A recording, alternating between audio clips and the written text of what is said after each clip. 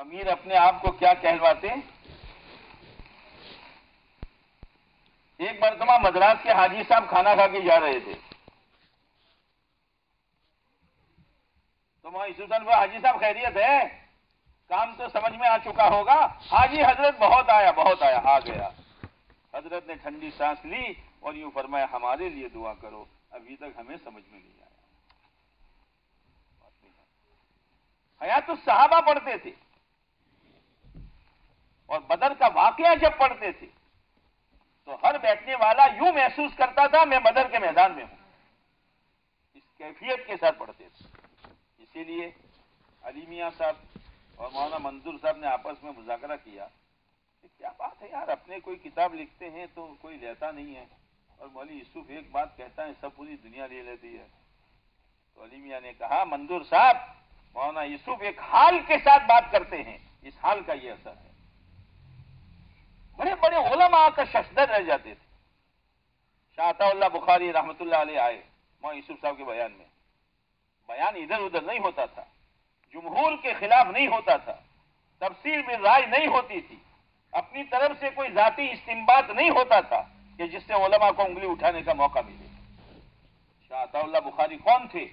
12 گھنٹے بولنے والا آدمی تھا۔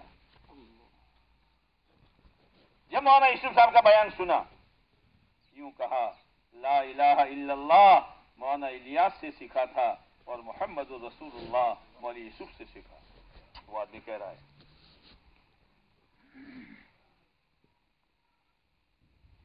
پہلے نظام الدین میں لیٹرین نہیں تھے، میواتی تو جنگل میں جاتا تھا، شہری کہاں جاوے؟ تو چولہے بنے ہوئے تھے، چولہوں میں ڈبے رکھے جاتے تھے۔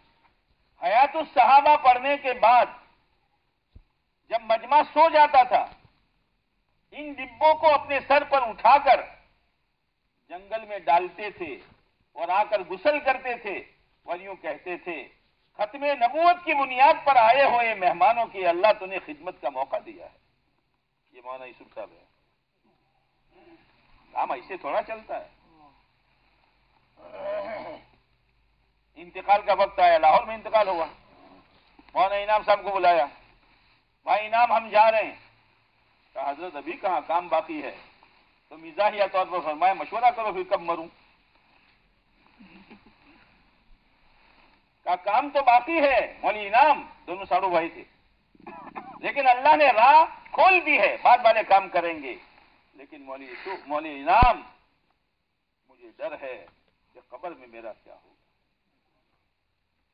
یہ ہمارے بڑے تھے جن سے اللہ نے کام لیا، قبر میں میرا کیا ہوگا مولانا انعام، مجھے قبر کے عذاب کا خوف کھایا جا رہا ہے۔ انتقال ہو گیا۔ انتقال کے بعد ایک نیک خاتون نے خواب دیکھا چند دنوں کے بعد کہ فرشتوں کا مجمع لاتعداد بیٹھا ہوا ہے، اسٹیج بنا ہوا ہے، مولانا یوسف صاحب بھی ایک کنارے پر بیٹھے ہیں۔ ایک فرشتے نے آ کر مولانا یوسف صاحب کے کندھے پر ہاتھ مار کر یوں کہا مولانا یوسف، اللہ کہہ رہا ہے جیسے تم دنیا میں میرے بندوں کو ایمان و یقین کی بات سناتے تھے میرے فرشتوں کو سناؤ۔ یہ اللہ کے یہاں مقام تھا۔ کبھی اپنے آپ کو امیر نہیں کہا، کبھی مگر مشورے کے کوئی بات طے نہیں کی۔ اب مولانا یوسف صاحب کا انتقال ہو گیا، اب ذمہ دار کون؟ پھر علماء صلحاء بیٹھے۔ مولانا ہارون صاحب زندہ تھے، مولانا صاحب کے والد صاحب۔ بہت مشورے کے بعد شیخ الحدیث صاحب نے فیصلہ کیا مولانا انعام ذمہ دار رہیں گے۔ لوگوں کو تعجب ہو گیا، بولتے نہیں ہیں مولانا انعام صاحب، یہ ذمہ دار بن کے کیا کریں گے؟ اور حکمت کی بات یہ کہ مولانا ہارون سے کہا کہ اٹھو اور خالو کے ہاتھ میں ہاتھ دو، بیعت کرو۔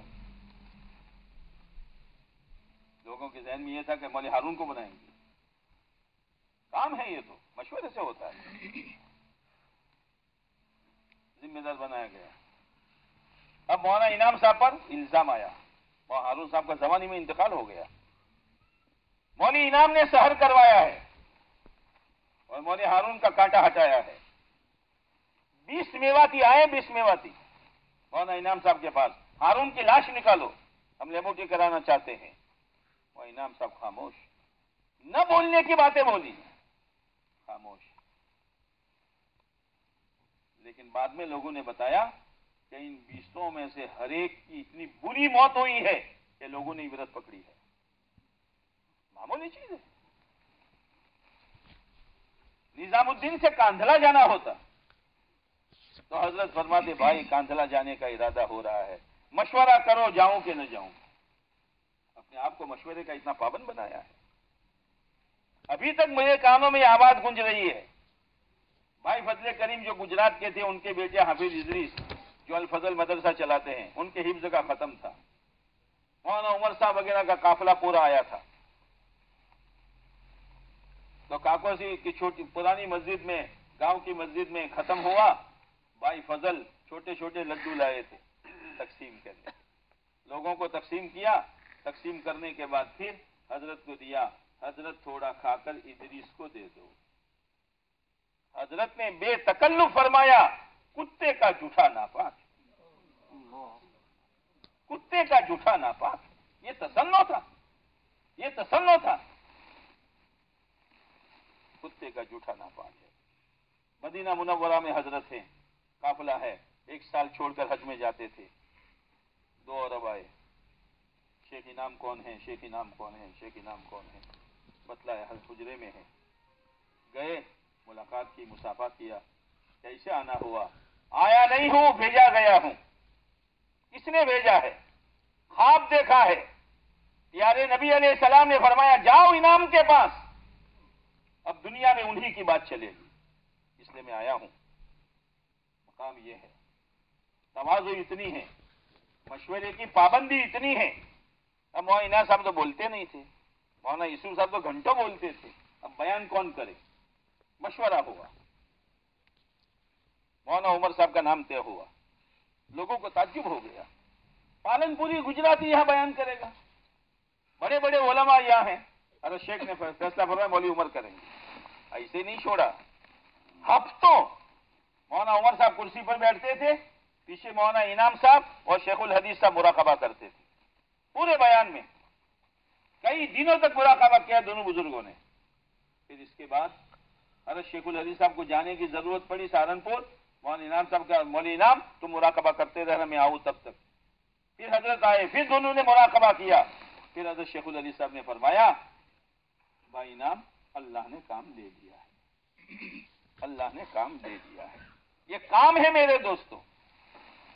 اب حضرت کی طبیعت نڈال ہونے لگی، خوف آیا. حضرت نے فرمایا بھائی اب ایک شورا کی جماعت بنا دو. حضرت کی حیاتی میں بنی.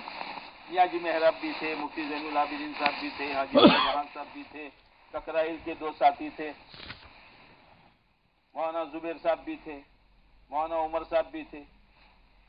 آخر میں مولانا سعد صاحب کو بھی لے لیا. جب شورا سے کام چلے گا.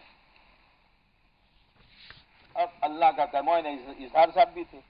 اچھا حضرت کا علم اتنا تھا، کبھی مسئلہ بیان نہیں کیا. ایک مرتبہ نظام الدین میں شیخ الحدیث حضرت زکریا صاحب، مولانا یونس صاحب، مولانا عقیل صاحب سب جمع ہوئے ایک حدیث کے بارے میں. اب کچھ سمجھ میں نہیں آ رہی بات. تو حضرت شیخ الحدیث نے فرمایا انعام آنے والے ہیں، ان سے پوچھیں گے. آنے والے تھے.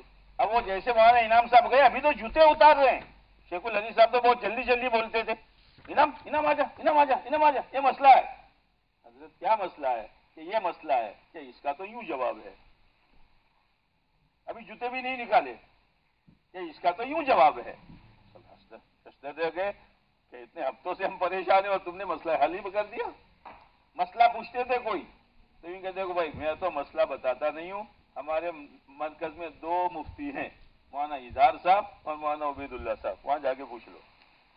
کبھی اپنا علم نہیں بگاڑا.